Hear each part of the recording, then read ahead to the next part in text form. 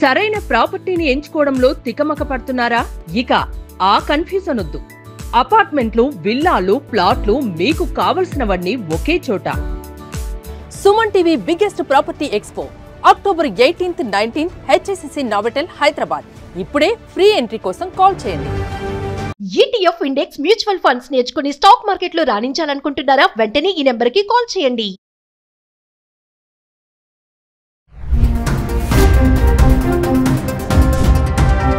నమస్తే, welcome back to Suman TV. కొత్తగా జారీ చేసే H1B వీసాలపై $1,00,000 ఫీజు చెల్లించాలని ఇప్పటికే బాంబు పేల్చిన డొనాల్డ్ ట్రంప్ ఈ వీసాల విషయంలో మరికొన్ని మార్పులకి సన్నద్ధమవుతున్నారు. మరి అమెరికా వెళ్లాలని కలలు కంటున్న భారత విద్యార్థులు, యువ నిపుణులపై దీని ప్రభావం ఎలా ఉండబోతుంది? మరి దీనిపైన మరింత సమాచారం అందించడానికి ఎనలిస్ట్ మందల కృష్ణారెడ్డి గారు ఉన్నారు. సుమన్ టీవీ ప్రేక్షకులకు నమస్కారం. అమెరికా H1B వీసాల విషయంలో మరిన్ని కఠినమైనటువంటి నిబంధనలు విధించే ఆనవాళ్లు కనబడుతున్నాయి. ఇప్పటికే $1,00,000 ప్రాసెసింగ్ ఫీజు కింద కట్టాలని చెప్పినటువంటి నిబంధన ముందుగా బాంబు బదులైనట్టుగా చాలామంది గుండెల లోపల అది బాగా బలీయంగా నాటుకొని పోయింది. తద్వారా ఎంతోమంది ఆశలు అడియాశలు అయిపోయినాయి. $1,00,000 ఒకేసారి కట్టడం అంటే సుమారు ₹1,00,00,000 కట్టినట్టు లెక్క. అంత పెద్ద మొత్తంలో వీసా ప్రాసెసింగ్ ఫీజు కింద కట్టడం అనేది సాధ్యం కాదు.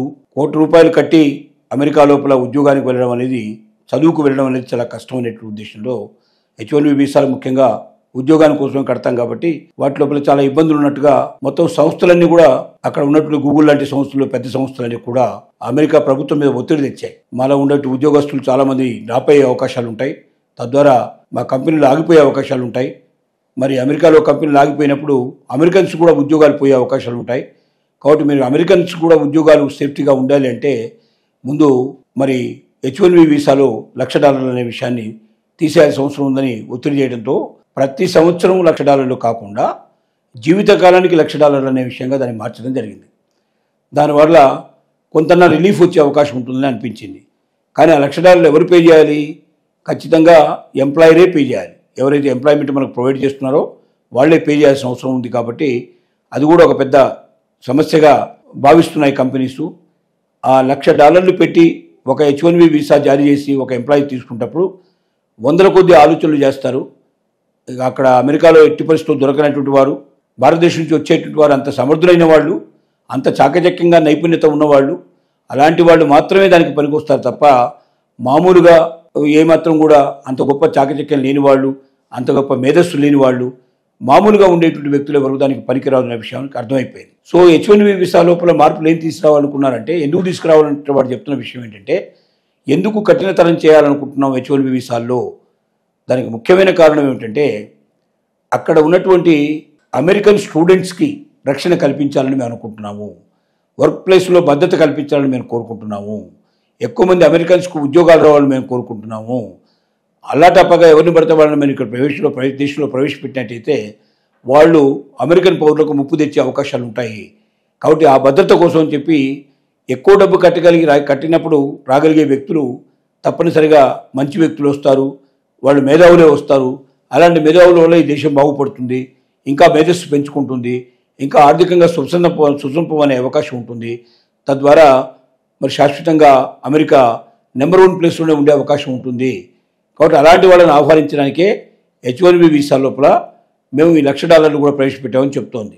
ఆ $1,00,000 కాకుండా కొత్తగా ఇప్పుడు వినిపిస్తున్న విషయాల లోపల అనేక కఠిన నిబంధనలు కంపల్సరీగా పాటించాల్సిన పరిస్థితులు ఏర్పడతాయి. వీటి గురించి ఇది ఇప్పటిదాకా ఆలోచన రూపంలోనే ఉంది, ఇంకా కార్యరూపం దాల్చలేదు. ఎప్పుడో ఒకసారి బయటకు వస్తుంది. అది బయటకు వచ్చినప్పుడు, దాన్ని చూసినప్పుడు, దాంట్లో ఉండే దాన్ని బట్టి మరి అది ఇతరులకు సాధ్యం అవుతుందా లేదా, ఇతర కంపెనీలు దాన్ని ఒప్పుకుంటాయా లేదా, ఇవన్నీ మనం ఆలోచించాల్సిన అవసరం ఉంది. ఏది ఏమైనప్పటికీ ట్రంప్ ముఖ్యమైన ఆలోచన ఏమిటంటే, ఇతర దేశాల నుంచి మంచి మేధోవంతులైన వ్యక్తులు తప్ప ఈ దేశానికి రావద్దు.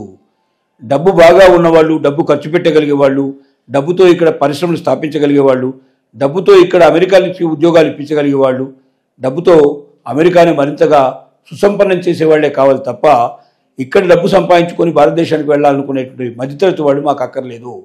అలాంటి వాళ్ళని వదిలించుకుంటేనే మంచిది. అలాంటి వాళ్ళని వదిలించుకోవడానికే నేను $1,00,000 అనేటువంటి ప్రపోజల్ తీసుకొచ్చాను అనేది చాలా స్పష్టంగా తెలియజేస్తున్నాడు ట్రంప్.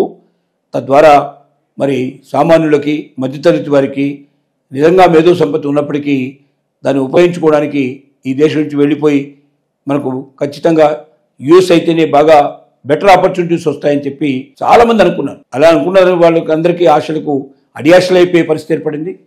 చివరికి ఇప్పుడు ట్రంప్ ఆ $1,00,000 సంబంధించిన 1 year ఉంటుంది. ఇది అంటే సెనెట్లో దీన్ని నెగ్గితే ఖచ్చితంగా మొత్తం మెంబర్స్ అంతా ఒప్పుకొని మెజార్టీ పీపుల్ దీన్ని ఒప్పుకున్నట్టయితే 1 సంవత్సరం పాటు ఇది అమల్లో ఉంటుంది.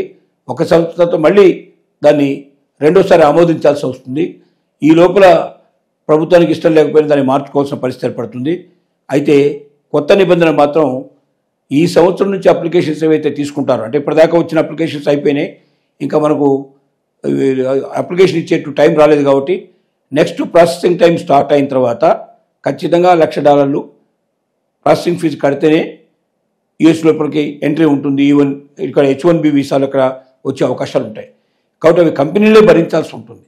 ప్రతి కంపెనీ 1-2 సార్లు చెక్ చేసుకుంటుంది.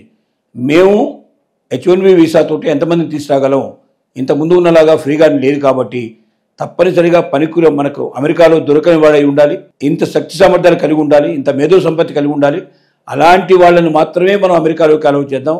అలాంటి వాళ్ళకు మాత్రమే మనం ఈ $1,00,000 వాళ్ళకి కట్టి మనం వారికి H1B వీసాలు ఇప్పిద్దామనే ఆలోచనలో ఉన్నాయి.